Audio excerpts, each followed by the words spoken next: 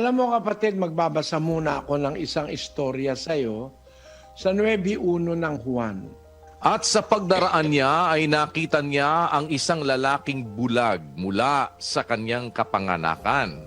At itinanong sa kanya ng kanyang mga alagad na nangagsasabi, Rabi, sino ang nagkasala, ang taong ito o ang kanyang mga magulang upang siya'y ipanganak na bulag? Sumagot si Jesus, hindi dahil sa ang taong ito'y nagkasala, ni ang kanyang mga magulang man, kundi upang mahayag sa kanya ang mga gawa ng Diyos. Kita mo kapatid, meron tao pinanganak na bulag.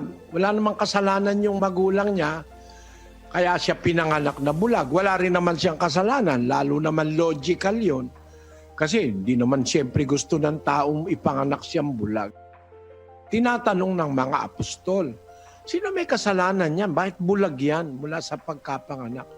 Tinatanong ng mga tao. Sagot ng Panginoong Kristo, hindi ang magulang niya may kasalanan kasi hindi naman ang magulang ang nakakaalam ng paglaki ng bata sa bahay bata. No?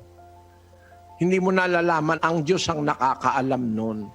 11:5 ng Ecclesiastes.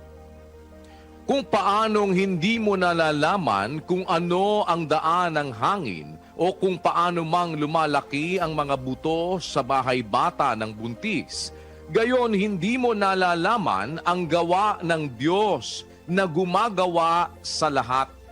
Hindi alam natin kung paano lumalaki yung buto sa bahay bata ng buntis.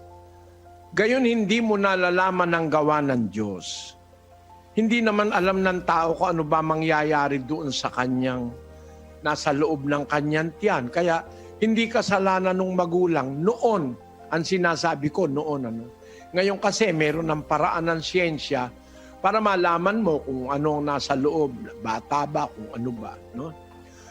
Noong panahon na yon, hindi nalalaman ng tao yon. Kaya ang babae, buntis, manganganak, makikita na lang niya. Ang anak niya, gusto niya lalaki, ang makikita niya, babae kung minsan. Ang Diyos ang nagtatakda na maging babae, maging lalaki ang anak ng isang tao.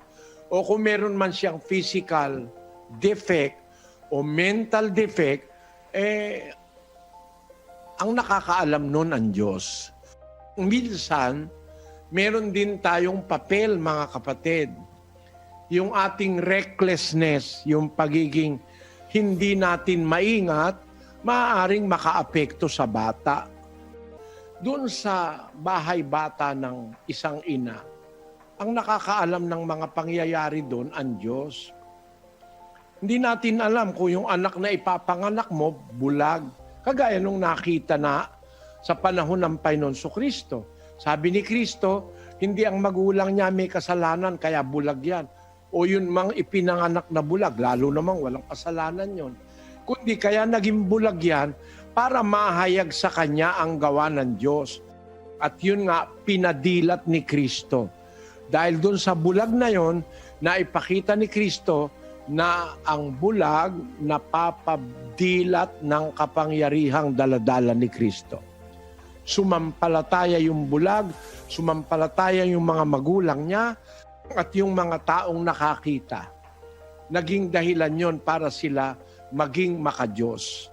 Ngayon, maaaring yung anak mong autistic o may autism, maging dahilan para maging makadiyos ka, kapatid. Alam mo kung bakit? Yung mga autistic, yung mga mongoloids, parang mga bata yan na walang tamang kaisipan Maaaring yung autistic, maaaring matalino, pero hindi sa buong panahon.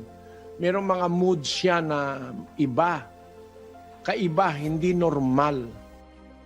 Alam mo kapatid, sa mga ganyan, parang isip bata, gaya ng mga mongoloid, tagalangit yan Siguradong ligtas yan Alalayan mo lang na magkaroon ng takot sa Diyos.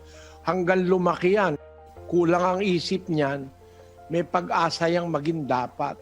19:14 ng Mateo. Datapwat sinabi ni Jesus, pabayaan ninyo ang maliliit na bata at huwag ninyong pagbawalan silang magsilapit sa akin, sapagkat sa mga ganito ang kaharian ng langit. Para pala sa mga bata, ang kaharian ng langit. At hindi lang sa mga bata, 18:13 naman ng Mateo rin. At sinabi, katotohanang sinasabi ko sa inyo, malibang kayo'y magsipanumbalik at maging tulad sa maliliit na bata, sa anumang paraan ay hindi kayo magsisipasok sa kaharian ng langit. Ang mga adult pala, kagaya natin, dapat tumutulad tayo sa bata para makapasok sa langit. Bakit? May magandang quality ang mga bata eh. Hindi nagtatanim ng galit. Kahit mag-away ngayon, mamaya magkabati na sila. No? Ang mga bata, walang masamang kaisipan na magnakaw o magplano ng pagnanakaw o pang-hold up sa bangko. Ang mga bata ganun. Kaya sabi ni Kristo, sa ganung sentido, dapat tayong magsitulad sa mga bata. Walang masamang isipin, walang masamang plano o balakin sa buhay. Yun ang sinabi niya sa mga taga-Roma. Doon sa isang talata ng Roma, Kapitulo 16, at ang bersikulo ay 19. Sapagkat ang inyong pagtalima ay naging bantog sa lahat ng mga tao. Kaya't nagagalak ako tungkol sa inyo. Datapwat ibig ko na kayo'y maging marunong sa kabutihan at musmos sa kasamaan. Ayun, gusto ng Diyos, maging marunong tayo sa kabutihan, pero parang bata, musmos sa kasamaan. Musmos sa kasamaan. Ganyan po ang magiging dapat sa Diyos. Parang bata sa kasamaan. Hindi siya eksperto sa kasamaan. Hindi siya eksperto sa pagsisinungaling. Ang makakapasok sa langit, musmos sa kasamaan. Ibig sabihin, walang malay sa kasamaan. Kaya kung anak mo, kapatid, autistic, no? Meron niyang passes papunta sa langit. At yung mga mongoloid, huwag kayong malungkot. Pagbutihin nyo, mga kapatid, ibig sabihin, meron na kayong isa sa pamilyang kandidato sa kaligtasan. Yung mga mentally retarded, walang malay sa mundo, parang bata lang, 30 anyos na, parang 6 na taon lang, ganun, o 5. Mga kandidato sa langit yan eh. Sa mga tao, parang kalbaryo yan. Pero pag yan ay natiis mo, pag yan ay napagbuti mo ang pagpapalaki, meron ka ng isang kandidatong makakarating sa paraiso. No? Kung ang pagbabatayan ay Biblia. Paano palalakihin? Palakihin mo sa aral ng Diyos, kapatid. Sa 4 ng Efeso nakasulat. At kayong mga ama, huwag ninyong ipamungkahi sa galit ang inyong mga anak, kundi inyong turuan sila ayon sa saway at aral ng Panginoon. Nalulungkot ako dun sa mga magulang na ang anak ay mga autistic, pinapabayaang mag-computer, kung ano-anong computer games, violence, mayroong mga laptop, may mga kung ano-ano. Walang ginawa kundi como autistic, parang senior na hahainan, uurungan, papaliguan, susuklayan, hindi man tinuturuan ng aral ng Diyos. Kung natututo sa computer games ang anak mo, mas madaling matutunan ang salita ng Diyos. Mapapalaki mo siya na may takot sa Diyos. Hindi puro lagi na lang puro kung ano-anong mga computer games. Ngayon sa mga bata, meron na rin daw mga sexual games. Kawawa naman yung anak mo, lumaking papunta ng impyerno dahil ang natutunan puro kalokohan sa computer. Sana i-introduce nyo sa inyong mga anak na mongoloid, mga autistic, ang makaalam ng salita ng Diyos.